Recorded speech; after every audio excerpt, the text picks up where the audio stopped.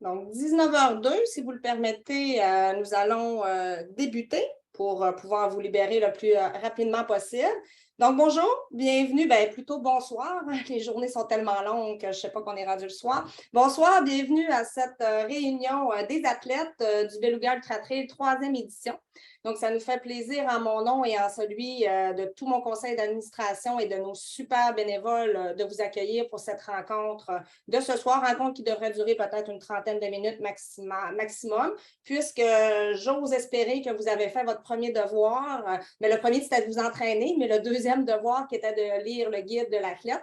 Je sais que vous avez été certains ou certaines à ne pas recevoir le guide. Sachez qu'il y a certains fournisseurs de courriels qui malheureusement bloquent nos courriels de Trail sans Glac. Donc, allez voir dans vos courriels indésirables. Sinon, j'ai déposé sur Facebook le guide. Sinon, écrivez-nous, on va vous le renvoyer de nouveau. Je suis accompagnée aujourd'hui de deux partenaires de ce bel événement. Donc, mon conjoint Hugues Drolet, que peut-être certains d'entre vous connaissez, qui est directeur de course. Donc, Hugues va vous donner le départ sur les courses de 45, de 30 et de 17 km. Je ne sais pas, Hugues, si tu voulais dire quelque chose ou… Ton micro est fermé. Je t'entends en bas, mais eux autres, ils ne t'entendent pas.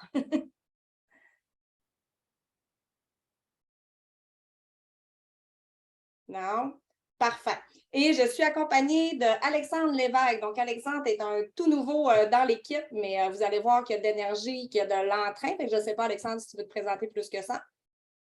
Oui, en fait, juste pour dire bonjour à tous, puis bien excité là, de voir ma première édition du Beluga Ultra Trail. Excellent. Donc, comme je vous disais, ce soir, l'objectif, c'est un peu de vous rappeler certaines informations importantes. Entre autres, vous allez être plus de 900 athlètes à prendre les différents départs cette année. Je vous dirais que c'est un peu fébrile pour l'équipe. On est fébrile parce que c'est quand même le double de ce qu'on a accueilli l'an passé. On s'entend qu'on a fait nos 2 premières éditions en temps de COVID. On a vraiment su appliquer toutes les mesures sanitaires, mais là, cette année, on a la chance de tous vous accueillir sans restrictions sanitaires ou presque pas de restrictions sanitaires. Donc, vous allez être plus de 750 à vous élancer sur le 45, le 30 et le 17. Le 17 est la distance la plus populaire avec 300 athlètes.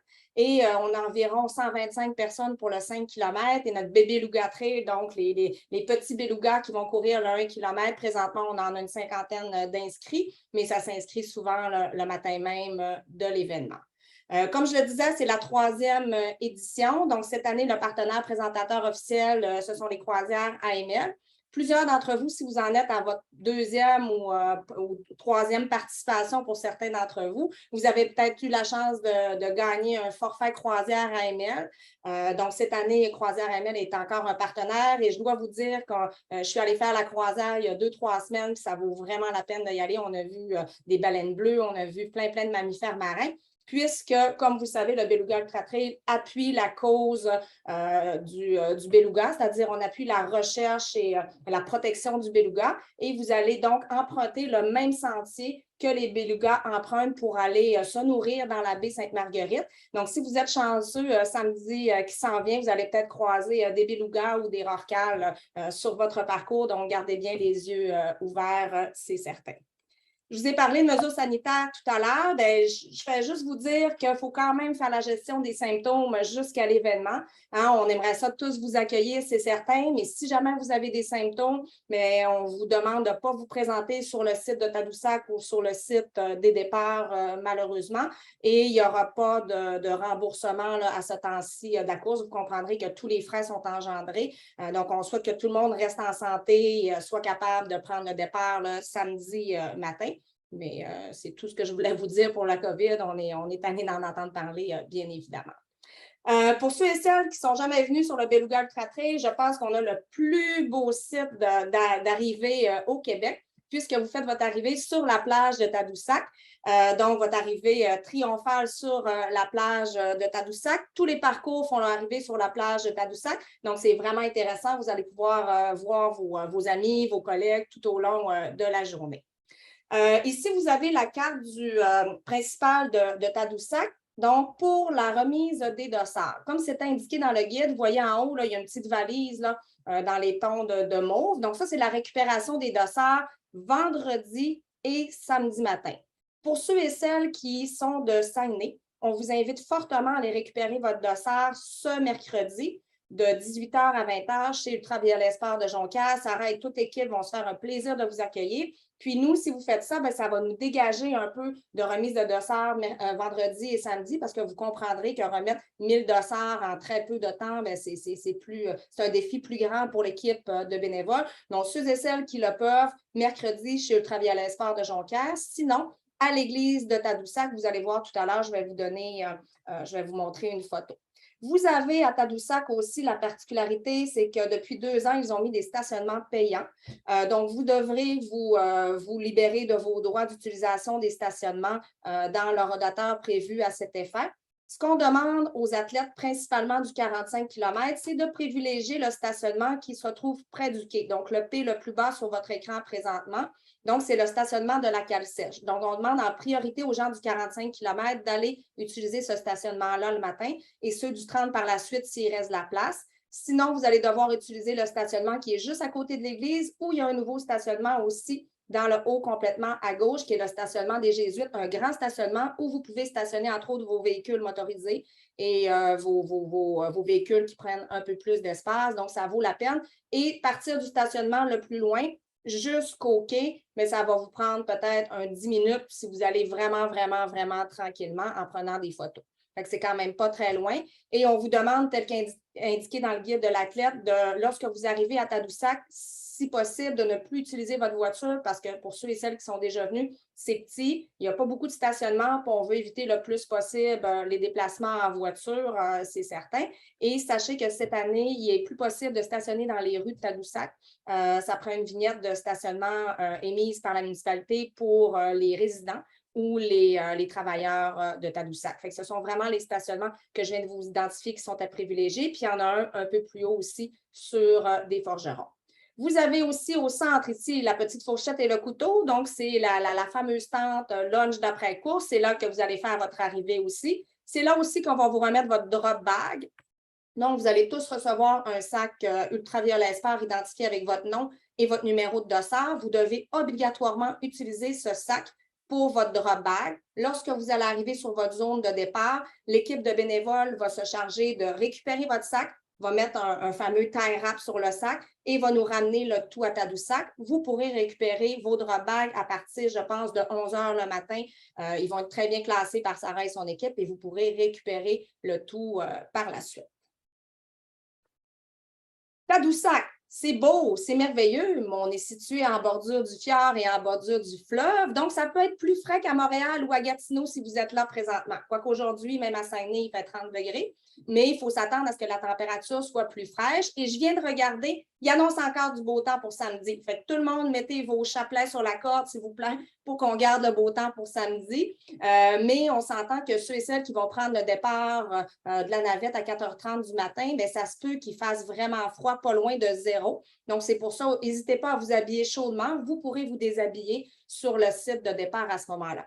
Je ne l'ai pas dit, mais tout au long de la rencontre, si vous avez des questions, vous pouvez utiliser l'option discussion et Hugues va essayer de répondre au meilleur de ses connaissances à vos questions. Puis par la suite, s'il y en a qui n'ont pas été répondues, on pourra y répondre à la fin de la rencontre. Donc, habillez-vous chaudement, c'est important. Donc, la doudoune est vraiment de mise, je vous le dirai, le matin à Tadoussac, c'est certain, puis la tuque aussi. La récupération des dossards, j'en ai glissé moi un petit peu, mais rien vaut mieux qu'une image. Donc, voici la belle église de Tadoussac.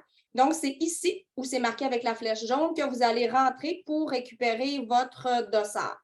Donc, Sarah, à gauche sur la photo, et Roxane sont nos 2 super bénévoles des dossards depuis le début des événements Tréville-Saglac il y a 5 ans. Donc, elles vont se faire un plaisir de vous accueillir avec le sourire et avec les bénévoles. Et vous avez les heures de rappel ici le vendredi de midi à 21h30 et le samedi de 6h30 à 10h30. Super important, les athlètes du 45 km, vous devez obligatoirement avoir récupéré votre dossard le vendredi. Il n'y a pas de remise de dossard le samedi sur le départ du 45, puis de toute façon, vous n'aurez pas le temps de venir le chercher parce que la navette va être partie et même votre départ va être donné quand l'ouverture des dossards va se faire le samedi matin.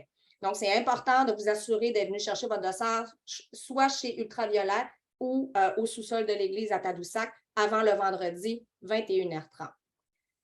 Le contenu du sac que vous allez avoir votre dossard, vos épingles, bien évidemment. Vous allez avoir une carte de Tadoussac, vous allez avoir des beaux petits autocollants de la Côte-Nord. Donc, j'en profite pour vous dire que pendant que vous êtes là, allez visiter la Côte-Nord, allez voir les attraits touristiques. Je sais que vous êtes plusieurs à avoir été faire votre tour cet été, à avoir été vous pratiquer dans le sentier du Fjord, mais n'hésitez pas à encourager les commerçants locaux de Sacré-Cœur, de Tadoussac, des Escoumins. Donc, c'est grâce à eux qu'on peut tenir un événement comme ça. On a besoin aussi de les encourager en ce sens-là. Comme je vous ai dit, vous devez absolument utiliser le drop bag ultraviolet que nous allons vous partager. Et la raison est fort simple. On ne veut pas que quelqu'un arrive avec une poche de hockey pour ça soit plus difficile à gérer par la suite. Ah, bonjour Sarah, tu es là? Je ne t'avais pas vue. Donc, Sarah, notre responsable, justement, des dossards, donc, avec sa bonne humeur qui va vous accueillir dès vendredi chez Ultraviolet Sport de Jonquière. Là, l'image n'est pas bonne, mais je pense que vous comprenez le principe. C'est marqué dans le guide de l'athlète que ça prend une carte d'identité. Hein? Pourquoi on fait ça? Bien, c'est parce que nous, au niveau des assurances, on veut s'assurer que si c'est tard, qu'on a aux 45 km, mais que ça ne soit pas Georgette qui ait pris son dossard. Parce que tard, il nous a identifié peut-être un problème de santé, ou à l'inverse, on ne connaîtra pas le problème de santé de Georgette. Fait que ça, je sais que c'est difficile. Je suis athlète moi-même, j'en fais des courses. C'est la chose la plus difficile à comprendre par les athlètes. Pourquoi je ne peux pas soit faire chercher mon dossard parce qu'on veut s'assurer que ce soit toi qui fasses la course. On ne veut pas que ce soit une autre personne. C'est vraiment, vraiment pour votre propre sécurité. C'est super important. Donc, vous bien vous assurer d'avoir une pièce d'identité avec photo avec vous. Sarah va s'assurer que vous la lui présentez avant de vous donner le dossard. Justement, sur votre dossard, j'en ai pas ici par devers moi, mais ce qu'on vous demande d'indiquer sur le dossard à l'endos, c'est, je sais que vous l'avez mis dans votre formulaire d'inscription, mais à l'endos, s'il vous plaît, indiquez un numéro d'urgence.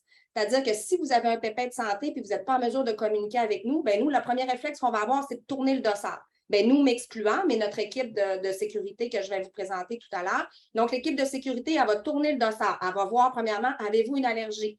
Si vous avez des allergies, marquez-le à l'endos de votre dossard. Si vous avez de la médication dans votre sac, indiquez-le aussi. Moi, je suis allergique aux guêpes. Pas pratique quand tu cours dans le bois, mais que voulez-vous? Donc, je traîne toujours 2 ou 3 épipènes, dépendamment de la distance que je fais. Et sur mon sac, je mets un petit papier disant « épipène ici ». Fait qu'à ce moment-là, je travaille pour ma propre sécurité, puis je sais que si j'en ai besoin, bien, les gens ils vont savoir quoi faire puis comment réagir pour m'aider.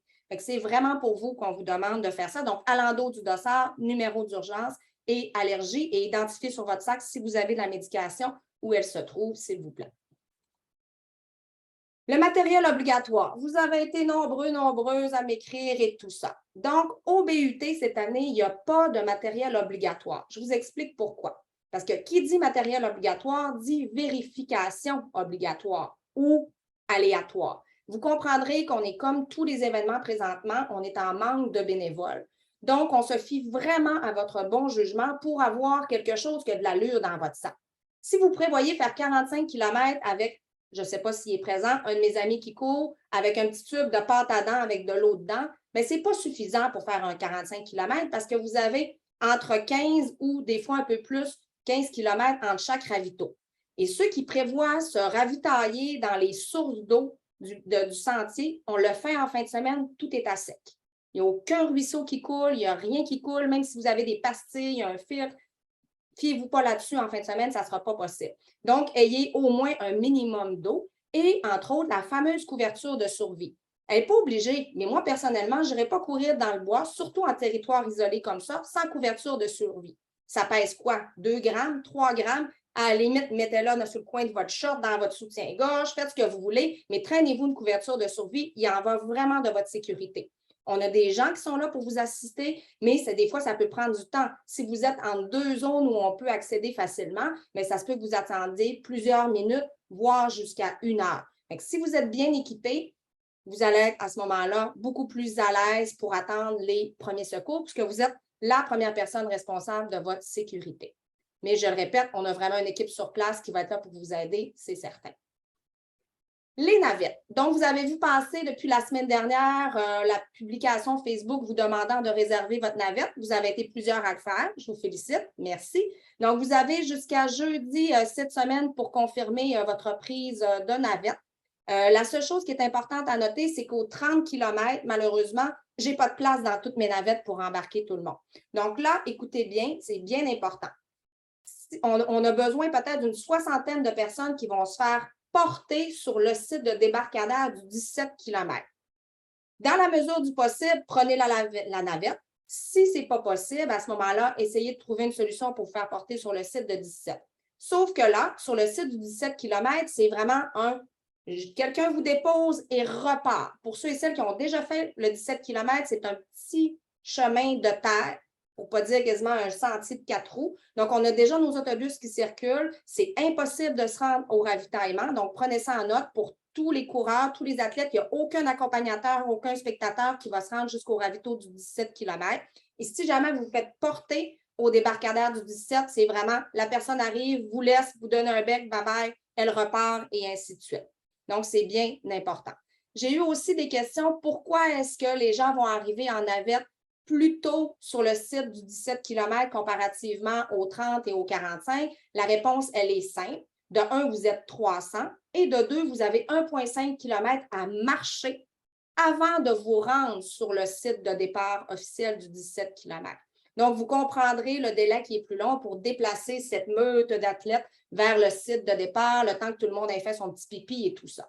Concernant les pipis, justement, je ne me souviens pas si je l'ai mis dans la diapo, mais j'en profite pour le dire tout de suite. Vous allez avoir des toilettes sur tous les sites de départ, donc autant à Baie-Sainte-Marguerite, à Anse-de-Roche qu'au Cap de la Boule, et vous allez avoir des toilettes supplémentaires aussi à Tadoussac.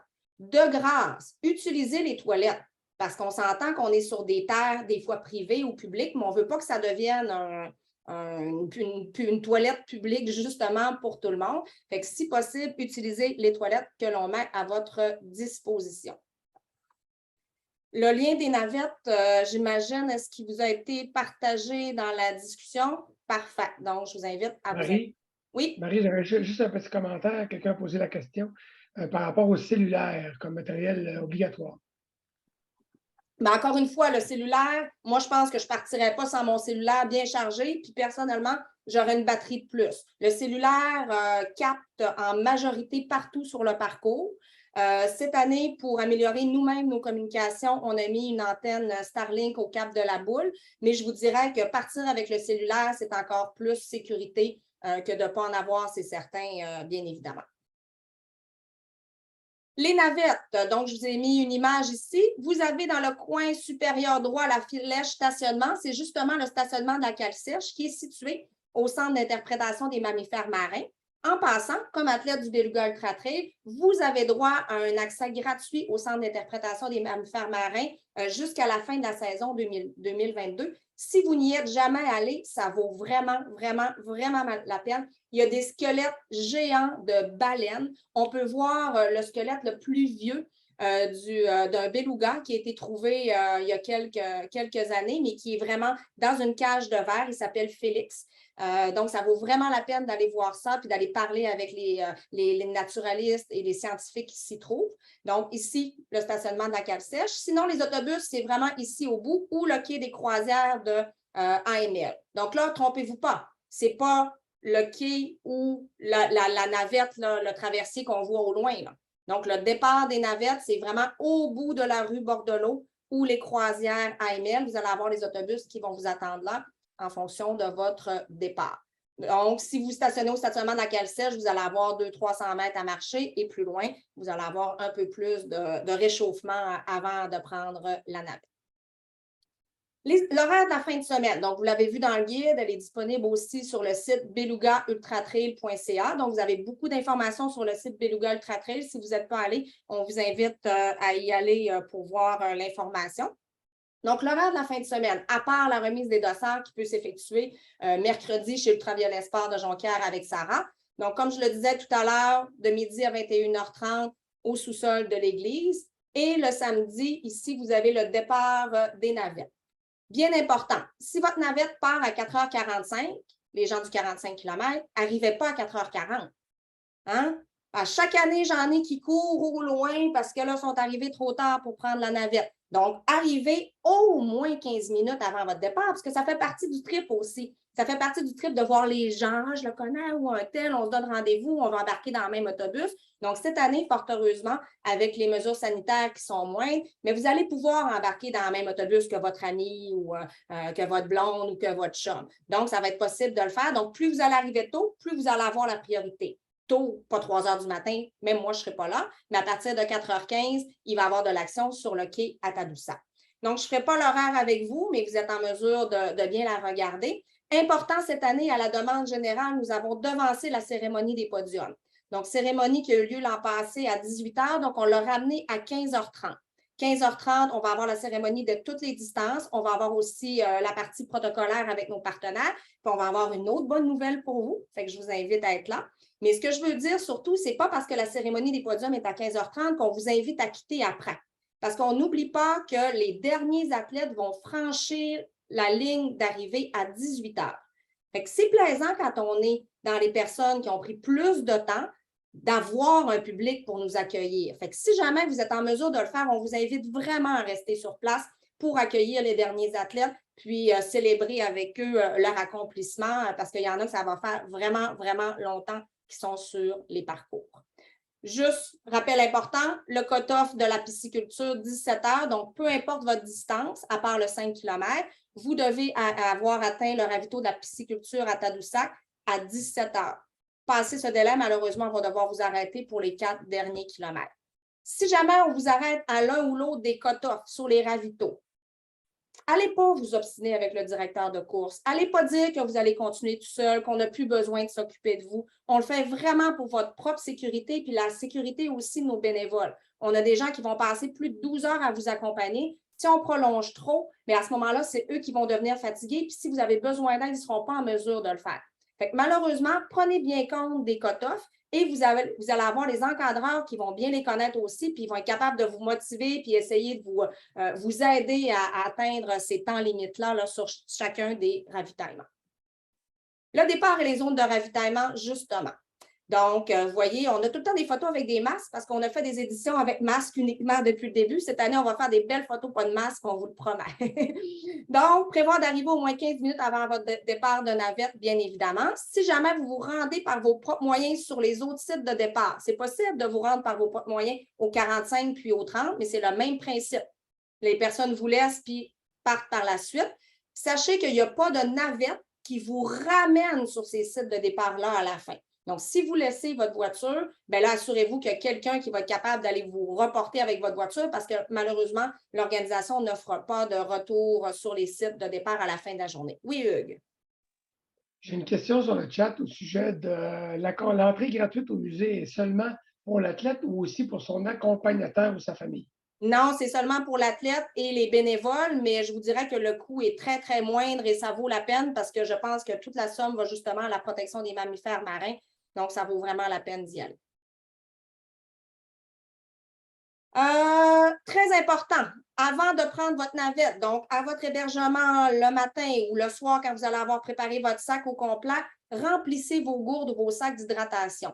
Il n'y aura pas d'eau sur les sites de départ assez suffisante pour hydrater 300 personnes. Donc, assurez-vous que vos gourdes, votre sac d'hydratation est plein d'eau avant de prendre la navette. Et comme j'ai dit, il va y avoir des toilettes sèches partout. La même chose pour les ravitaillements. Si vous prenez la lavette à 4 heures, ne pensez pas déjeuner au ravito en partant. Là. Okay? Donc, vous devez être autonome dans votre nourriture comme usuel, mais lorsque vous allez au ravitaillement sur votre parcours, pendant le parcours, là, vous pourrez manger tout ce que vous voulez, des grilled cheese, des chips, des jujubes, des patates, tout ce que vous voulez, il n'y a pas de problème, on en a en quantité industrielle. J'ai mis une petite flèche ici vers le Purel parce que oui, on va quand même avoir des bouteilles de Purel sur nos zones de ravitaillement. Donc, on vous invite à garder les bonnes habitudes. Donc, si ce n'est pas contre la COVID, c'est contre la grippe, c'est contre le rhume, c'est contre n'importe quoi. Donc, on vous invite à vous laver les mains si jamais vous manipulez des choses. Nos bénévoles vont faire comme l'an passé. Il va y avoir un petit buffet, mais pas à bar ouvert. Il va y avoir des échantillons de nourriture devant vous. Vous allez dire au bénévole qu'est-ce que vous voulez, puis après ça, le bénévole va vous servir, mais vous ne pigez pas dans le temps là, comme si vous étiez dans un buffet à air ouverte nécessairement. Le départ du 45, la même chose que les autres années, donc c'est le stationnement de Baie-Sainte-Marguerite le stationnement de la CEPAC à Baie-Sainte-Marguerite. Donc, je vous ai mis tout simplement à titre indicatif ici les plans que nous utilisons pour vous donner une idée de quel sera le départ du 45 km. La particularité du 45 km, vous avez un 3 km de sentier multiservice avant d'entrer vraiment dans le sentier single track. Donc, c'est le temps de prendre votre position.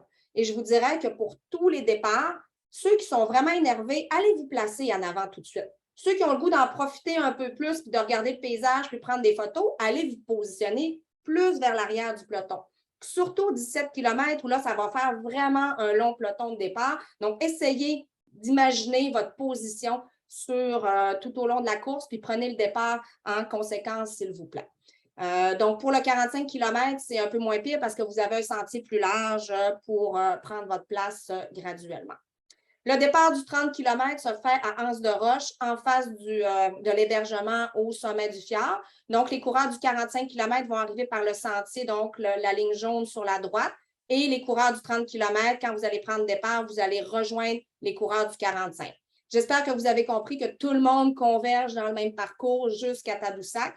Donc, des fois, ça peut arriver que ça bloque un petit peu. On est courtois, on indique qu'on veut passer sur la gauche. Donc, excuse-moi, je voudrais passer sur la gauche. Donc, la personne s'est dit, OK, attendez que la personne vous ait confirmé parce que ce n'est pas parce que vous pensez que c'est sécuritaire que la personne devant vous trouve que c'est sécuritaire pour le faire. Donc, on est courtois, puis on indique nos dépassements, s'il vous plaît. Le 17 km le départ, comme je vous disais tout à l'heure, à côté du Cap de la Boule. Donc, on voit bien ici le débarcadère d'autobus qui se trouve chez M. Deschênes, qui est très gentil de nous prêter son stationnement. Et vous devez, après ça, faire un peu plus de 1 km pour vous rendre au départ, la photo qui est sur le dessus, à côté du Cap de la Boule, pour après ça vous diriger vers le premier ravito que vous n'utiliserez pas parce que ça va faire 1 km que vous courez. Donc, le premier ravito que vous allez dépasser, ça va être le ravito du 30 et du 45 km. Donc, vous n'y arrêtez pas. Les zones de ravitaillement, donc là, c'est très flou, mais c'est juste pour vous dire finalement que les zones de ravitaillement sont toujours faites de la même façon. Vous allez toujours avoir une tente ravitaillement, vous allez avoir une tente médicale. Et cette année, on a encore la chance d'avoir au Cap de la Boule et au site d'arrivée l'équipe de Lambert Physio. Donc, vous allez avoir des physios aux 17 km avant l'arrivée. Et vous allez avoir, pas les mêmes physios, mais une autre équipe de physio à l'arrivée. Et vous allez aussi avoir la chance d'avoir les gens de premier secours Saguenay, donc des premiers répondants qui vont être présents à la pisciculture, donc au ravito 4 km avant la fin de votre parcours. Et vous allez avoir des gens de premiers soins aussi à l'arrivée. Nous avons la présence d'un médecin sur place, donc Marie-Hélène qui va être sur place avec nous, donc s'il y a des problématiques particulières. On a aussi, Hugues, tu me corrigeras s'il te plaît, on a des défibrillateurs, je pense, sur tous nos ravitaux. On a des défibrillateurs avec les équipes de sécurité. Donc, okay. C'est les équipes de sécurité qui vont les avoir avec eux. Puis, effectivement, on en a un à l'arrivée. On en a deux qui vont se promener avec... vous allez toujours avoir des gens, des équipes de sécurité qui vont être proches de vous. Exactement. Donc, l'équipe... Parfait, merci. Effectivement, l'équipe de sécurité, c'est distinct de nos fermeurs de parcours. Donc, l'équipe de sécurité est constituée de Jean Fortier, que vous connaissez fort probablement, donc Jean qui est un des maîtres d'œuvre du Québec Mégatrail, mais qui offre aussi des services de sécurité sur les événements. Donc, Jean est avec nous depuis les débuts du Beluga Ultra Trail. Donc, il va se promener avec 3 personnes de son équipe sur les parcours. Donc, eux, ils vont faire ça se peut qu'ils soient à contresens de vous. Ils vont vous demander si ça va bien, si vous avez des bobos. Ils vont vraiment pouvoir vous assister en cas de besoin. Donc, n'hésitez pas à faire appel à eux. Le départ du 5 km, moi, je trouve que c'est un départ qui est magique, vraiment, vraiment. Donc, les gens du 5 km, vous allez prendre départ dans le coin de la Pointe-Rouge, vraiment à gauche complètement de la baie de Tadoussac. Et on espère que ça soit marée basse à ce moment-là. Non, ça va être marée basse à ce moment-là, il n'y aura pas de problème. Donc, vous allez courir sur le bord de la plage. Vous allez faire 1 km sur le bord de la plage avant d'emprunter le sentier du Parc des Ancêtres. Je vais vous montrer un peu le parcours tout à l'heure. Donc, vraiment, vraiment un beau parcours. Moi, je pense que vous avez tous les beaux points de vue en 5 km. Donc, c'est vous qui avez le plus beau forfait en moins de temps. Les particularités du parcours maintenant. Donc, au niveau du 45 et du 30 km, nous vous rappelons, si vous n'avez pas regardé encore les tracés, que lorsque vous allez passer, donc là, la petite croix orange ici, là, c'est le départ du 30 km. Donc, les gens du 45, vous allez passer là aussi, le départ du 30 km. Vous partez sur le chemin ici, sur la route d'asphalte, c'est la seule asphalte que vous allez faire quasiment tout au long du parcours. Vous allez tourner à droite ici, descendre une très grosse côte, assez à pic. Vous allez passer un petit, ici, la route est plus étroite. Et là, très important, vous avez un aller-retour à aller faire sur le quai, l'image de gauche, de Anse de Roche. Donc, c'est important, on va avoir des gens à l'intersection ici qui vont s'assurer que vous rendiez jusqu'au bout. Après, vous revenez et là, vous prenez la droite pour emprunter la grosse côte jusqu'au début du sentier du fjord, encore une fois. Donc, j'ai dit 2 fois grosse côte, hein? La grosse qui descend, puis la grosse qui monte après. Donc, préparez-vous psychologiquement. Ça se fait bien, mais c'est quand même les 2 plus grosses côtes du parcours pour le 30 et le 45 km. Par la suite, sur le 30, 45 et le 17 maintenant, autre particularité. Donc, lorsque vous arrivez au ravito de la pisciculture, qui se trouve juste un peu en haut du P stationnement là, à gauche, donc ça, c'est le ravito de la pisciculture, vous allez sortir du stationnement de la pisciculture. Je vais peut-être attendre, je vais aller me chercher un petit focus là. Bon, attendez. Annoter. Ah, je l'ai. Focus. Parfait. Ah non, ça ne fait pas. OK, bon. Vous arrivez du ravito de la pisciculture. Très important. Vous devez tourner à gauche pour longer la 138. L'an passé, malheureusement, on a eu vent qu'il y a des petits coquins et coquines qui ont traversé la 138 tout de suite. Hein, il ne faut pas faire ça parce que là, vous allez être disqualifié si on le sait officiellement. Donc, très important en sortant du ravito de la pisciculture, ça va être bien balisé. Alexandre et moi, on va finir de baliser le tout vendredi. Vous longez la 138 sur le bord. Vous allez passer sous le fameux tuyau en haut de la 138, complètement en haut. Vous redescendez sur le bord de la 138 de l'autre côté. Vous voyez, c'est tentant de couper là, dans le milieu ici, là. Hein, mais il ne faut pas le faire. Donc là, vous redescendez la 138, vous allez tourner à gauche dans le stationnement de la CEPAC, puis c'est après que vous allez aller faire la prochaine particularité du parcours. Donc, c'est bien important. On va avoir des pointeurs. Là, on a appris. Nos pointeurs vont être à la sortie de la pisciculture pour s'assurer que tout le monde fasse le trajet comme il faut. Au bout du tuyau de la 138, c'est là que les gens du 5 km vont vous rejoindre pour ceux et celles qui vont terminer vers le milieu de l'après-midi. Donc, les gens du 5 km vont arriver, ils vont faire la même fin de parcours que tout le monde. Autre particularité maintenant, pour le 45, le 30, le 17 et le 5. Donc, on s'entend, on vient de faire le tuyau, on a descendu le bord de la 138. Là, on va faire la boucle de la colline de Lansalot. Encore une fois, l'an passé, on a eu vent qu'il y en a qui n'auraient pas fait la boucle. Hein? Fait que là, on se fie vraiment sur vous pour suivre les indications. Donc, lorsque vous allez arriver ici, vous tournez à droite. Donc, la photo de droite, là, ici, là, je pense que c'est Isabelle qu'on voit sur la photo. On tourne, on monte l'escalier, on va faire toute la boucle. Puis là, les flèches ne sont pas dans le bon sens, malheureusement. Il faudrait que j'arrange ça, mais les flèches ne vont pas dans le bon sens. Vous allez garder votre gauche et vous allez revenir. Et quand vous allez redescendre l'escalier ici. Fait que c'est le seul endroit sur tout le parcours où vous allez croiser les coureurs. Ça dure à peu près, je ne sais pas, moi, 10 mètres. Fait que soyez quand même prudent, gardez toujours votre droite en montant puis votre droite en descendant. Puis quand vous allez avoir fini la boucle, il va y avoir une indication. Moi, je vais l'indiquer avec des chiffres. 1, 2, 3, 4, 5. Fait que si vous avez manqué un chiffre, là, c'est parce que vous n'êtes pas dans le bon sens, vous n'avez pas fait la bonne chose. Fait que vous redescendez la fameuse escalier ici, vous tournez à droite et c'est là que vous allez descendre la rue en pensant que vous arrivez au fil d'arrivée. Mais vous n'êtes pas encore arrivé. Il vous reste une autre petite boucle à faire. Donc, pour tous les coureurs 45, 30, 17 et 5, à la fin, après avoir fait la colline de Lansalot, vous allez descendre la rue. À votre droite, vous allez avoir la microbrasserie de Tadoussac qui va vous offrir une merveilleuse consommation à la fin de la journée. Et là, vous allez aller faire la pointe de Lilac, où on voit ici notre, j'oublie son nom, malheureusement, zut flûte. Catherine Poudrier, exactement. Donc, Catherine qui est sur la pointe de Lilac. Donc, la pointe de Lilac, c'est un parcours où là, vous êtes plus sur une rempart d'un peu de bois, un petit peu de rocher, mais pas très technique. Mais souvent, vous allez être très fatigué rendu là, fait qu'ayez pas peur de lever vos pieds quand même là, pour pas tomber. Donc, après avoir fait la boucle, c'est là que vous allez faire votre arrivée triomphale sous l'arche Salomon et l'arche ultraviolet pour les presque 900 coureurs de toutes les distances. J'ai mis une photo ici de nos bénévoles. Hein. Vous savez, tout au long du parcours, vous allez avoir des bénévoles. Remerciez-la. Hein. Dites-leur merci. C'est important pour nous. C'est eux qui vont faire en sorte que votre événement va être surtout un succès. Donc, n'ayez pas peur de les remercier. Si jamais vous avez des gens dans votre famille qui auraient le goût de donner un coup de main, on a encore besoin de bénévoles sur certains postes. Donc, sur le site de Facebook, on a partagé plusieurs publications avec le lien pour s'inscrire. Donc, des fois, une conjointe, des enfants quand même assez autonomes, là, donc on a encore besoin d'aide. Et ceux et celles qui font du bénévolat avec nous cette année, en fonction du nombre d'heures, vous allez cumuler des pourcentages de rabais pour l'an prochain. Donc, c'est un avantage non négligeable, bien évidemment.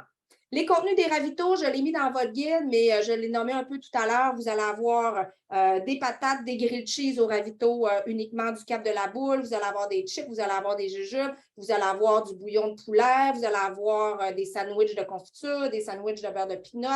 Vous allez avoir du Coke, vous allez avoir de l'eau. Concernant l'eau, on vous invite fortement à avoir votre propre verre réutilisable. Nous, on va avoir quelques verres de nos événements, justement, qu'on lave nos éco-cups, mais on s'entend, on manque de bénévoles. Si on fait plus de lavage, on va manquer de temps. Fait que je pense que là, maintenant, comme athlète, on est habitué de traîner nos propres verres. Puis une solution vraiment simple qui ne coûte pas cher, une petite boîte à jus, hein, qu'on coupe le dessus, puis qu'on plie tout simplement dans notre sac, on met ça là. Ça n'a coûté rien, puis c'est très, très efficace comme verre. Au niveau de la sécurité, j'en ai parlé un peu tout à l'heure. Je vous donne ici le numéro de notre directeur de sécurité qui est Stéphane Minier. Donc, un numéro employé vraiment en cas de besoin urgent. Là. Donc, prenez-le en note. Je pense que je l'ai mis aussi dans le guide de l'athlète, sinon dans le 88 944 81 70. Donc, s'il y a vraiment quelque chose d'urgent, demande auquel nos fermeurs ou notre équipe de sécurité dont on vous a parlé tout à l'heure ne pourrait pas répondre. Donc, vous êtes tout seul, vous êtes blessé, il n'y a personne autour de vous. Donc, là c'est que c'est pratique d'avoir son cellulaire pour appeler Stéphane à ce moment-là. Puis, lui, il va coordonner la sécurité pour aller vous rejoindre. Parlant de sécurité, encore une fois, on a la chance d'avoir nos 2 bénévoles fermeurs en or. Donc, Sylvain et Mario qui sont avec nous aussi depuis le début des Trails Sagla, qui disent oui à toutes les fois que je leur demande des folies. Fait que merci beaucoup les gars d'être là. Je ne sais pas si vous êtes présents ce soir, mais merci énormément. Donc, Sylvain et Mario vont s'assurer qu'il n'y ait personne en arrière d'eux. Donc, eux, ils font la gratte en arrière de tous les coureurs. Donc, eux, ils vont passer de 6 heures du matin à 6 heures du soir sur le parcours. Donc, ils vont s'assurer qu'il n'y a vraiment personne derrière eux. Les gens, les fermeurs du 15, du 17 vont être en avant d'eux, puis eux, ils vont toujours se placer derrière pour assister les personnes qui vont avoir besoin de leur aide au cours de la journée. Elles peuvent communiquer avec l'organisation par des radios longue fréquence, par cellulaire. Donc, inquiétez-vous pas, on a vraiment là, des bonnes façons de communiquer avec nos fermeurs en chef, Sylvain et Mario.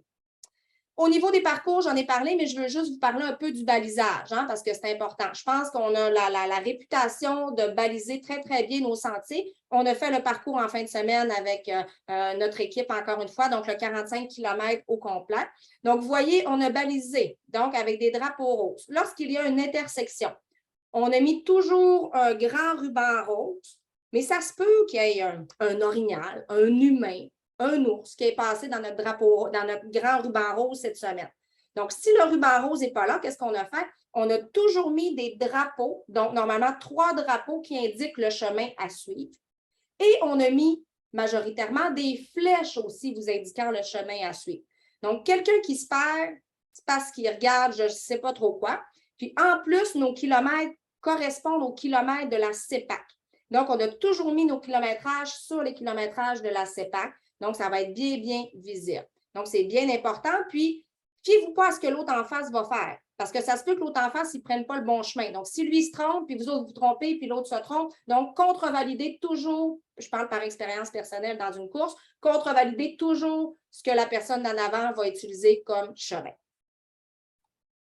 Vous voyez ici le type de grand ruban rose. Pourquoi on a mis souvent aussi des rubans roses? On est en territoire CEPAC. Hein, on fait la protection du beluga, mais on ne veut pas détruire l'écosystème dans lequel on amène 700 coureurs. Donc, on a identifié des zones sensibles tout au long du sentier, surtout les zones avec lichen. Donc, lorsque vous voyez des zones comme ça, allez pas dépasser dans le lichen. On ne veut pas qu'il y ait un troupeau d'athlètes qui passent tout au long du parcours et qui viennent gruger tout ça, sinon la CEPAC ne voudra plus qu'on passe dans les sentiers. Donc, respectez le sentier. Puis, si jamais il y a de l'eau, bien, vous savez que le truc, ce n'est pas de faire le tour du trou de boîte, c'est piler dans le trou de boîte. Fait que si vous avez des espadrilles neuves blanches, bien, ils seront peut-être plus blanches à la fin de la journée, mais au moins, on va avoir préservé l'état du sentier. Fait que ça, c'est une particularité. À droite, ici, vous me voyez sur le fameux mont Adélac-Lessard. Donc, c'est magnifique sur le mont Adélac-Lessard, mais comme vous voyez, il n'y a pas beaucoup d'arbres. Donc, ce n'est pas évident de baliser. La façon dont on a balisé, c'est qu'on a mis souvent, donc les petits drapeaux, ça ne se pique pas dans le roc, vous comprendrez. On a mis vraiment des rubans roses comme ça aux arbres. Et on a vraiment mis des rubans pour que lorsque vous allez lever la tête, vous allez voir toujours ou presque toujours un ruban rose au loin. On n'a pas pu délimiter tous les sentiers parce qu'il y en a partout à cet endroit-là. En plus, au sol, dans le coin du mont Adélac-Lessard et au cap de la Boule, si je ne me trompe pas, Hugues, tu pourras confirmer, il y a des ronds jaunes au sol qui indiquent sur le roc le chemin à suivre. Donc, rond jaune de la CEPAC, ruban rose dans les arbres ou petit flag rose par terre si on était capable d'en mettre. Donc, levez les yeux, regardez bien. Oui? Je confirme. Tu confirmes. Donc, il y en a, avant d'arriver le 45 km, avant d'arriver à Anse-de-Roche, on a un cap de roche aussi, il y en a là. Il y en a avant d'arriver au kilomètre 17 du Cap de la Boule, puis il y en a au mont Adélac-Lessard aussi. Deux choses importantes. Bien, une chose importante, l'autre, j'en ai parlé. Le fameux petit pont ici. Donc, ceux et celles qui sont habitués de faire notre parcours, à la fin du mont Adélac-Lessard, qui est une descente très abrupte et c'est très, très, très technique. Donc là, soyez très, très vigilants. Il y a des roches, il y a des racines, mais c'est vraiment technique. Vous êtes fatigué, vous allez avoir monté il n'y a pas très longtemps, les muscles sont peut-être moins, ils répondent peut-être moins rapidement. Et à la fin du mont Adélac-Lessard, vous allez avoir le fameux pont ici, 1990. Ça n'a pas l'air si pire, sa photo. Sauf que le pont est très incliné. Et vous voyez sur le dessus, là, ça a l'air glissant. Mais ça n'a pas juste l'air, c'est glissant. Fait qu'il faut vraiment faire attention. J'ai demandé à la CEPAC cette semaine de mettre une protection. Je ne sais pas s'ils vont avoir le temps de le faire. Mais soyez avisés, ce pont-là est très glissant. Le garde à gauche, je ne m'accoterais pas dessus si j'étais vous. Puis à droite, vous voyez, on a mis un ruban. Fait que s'il y a une place où il faut que vous soyez vraiment, vraiment attentifs, c'est ici. Puis surtout qu'il annonce un peu de pluie cette semaine. Fait que peut-être que ce pont-là va rester glissant. Donc, très, très attentif dans la descente du mont Adélac-Lessard. À la demande d'un athlète, merci, je ne sais pas s'il est présent aujourd'hui, vous étiez peut-être nombreux à avoir besoin de covoiturage, soit au départ de Saguenay, de Québec, de Montréal. Je vais inviter peut-être Hugues à partager dans la discussion la page que nous avons créée pour vos besoins en covoiturage. Ça peut être aussi que vous offrez du covoiturage, vous avez de la place, vous descendez de Québec, vous marquez l'heure, à quel endroit. Donc, oui, on veut faire notre part pour l'environnement. On est un événement le plus éco-responsable possible. Donc, le covoiturage fait partie de ça. Donc, merci pour la suggestion, c'est certain. Donc, Hugues va vous partager le lien dans la discussion. J'en ai parlé un petit peu tout à l'heure. Donc, le site d'arrivée. Sur le site d'arrivée, vous allez avoir l'attente lunch d'après-course. Cette année, nous avons le bonheur de vous offrir du chili de Madame Etel. Madame Etel qui fait un excellent chili, soit végétarien ou à la viande. Vous allez avoir des accompagnements avec le chili, bien évidemment. Et vous allez avoir aussi la chance de goûter ou de regoûter les bonnes bières de la microbrasserie Tadoussac. N'oubliez pas de prendre votre verre à l'arrivée. Donc, on ne donne pas de médaille au Beluga Ultra Trail, on donne quelque chose de réutilisable. Donc, vous allez avoir un éco-cup identifié 2022. Donc, prenez votre verre à l'arrivée. Si vous voulez mettre de la bière ou on va avoir du vin aussi à la demande d'une athlète. Donc, ce n'est pas tout le monde qui aime la bière. Donc, on va avoir des boissons non alcoolisées, mais on va avoir aussi du vin à vous offrir. Donc, une consommation par personne. Sur votre dessert, il va y avoir un R et un B. R pour repas, B pour bière. Si jamais vous avez un collègue qui ne prend pas sa bière, bien, il pourrait prendre son dessert, mais vous comprenez le principe. Hein? Donc, c'est un dessert, une consommation pour la journée. 15h30, la cérémonie des podiums. C'est drôle, hein? J'ai fait ma présentation avant, puis c'est quand même Elliott qui vient de remporter le 125 d'Aricana. Hein? Donc, Elliott qui a fait notre première édition, Elliott Cardin. qui avait remporté le 45 km. Donc, la cérémonie des podiums qui va avoir lieu sur le bord de la plage dans un paysage tout à fait enchanteur, comme j'ai dit tout à l'heure. Les bénévoles, j'en ai parlé.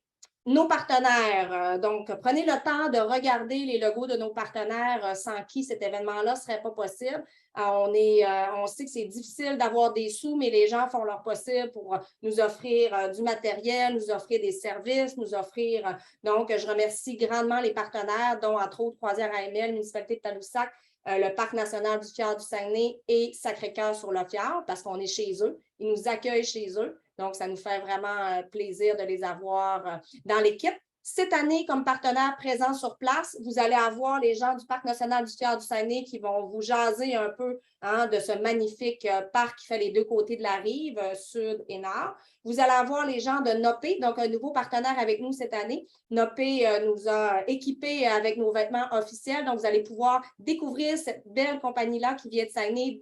Une fille super énergique, Samaëlle, qui va être sur place. Vous allez pouvoir essayer les vêtements, acheter les vêtements qui sont faits avec des fibres de bambou la plupart du temps. Et vous allez avoir aussi Salomon, donc pour ceux qui le connaissent, Raphaël Payot qui va être sur place avec des espadrilles, des choses à vous faire essayer, peut-être des petits cadeaux. Allez jaser avec lui, un Français qui jase en masse et qui aime ça voir du monde.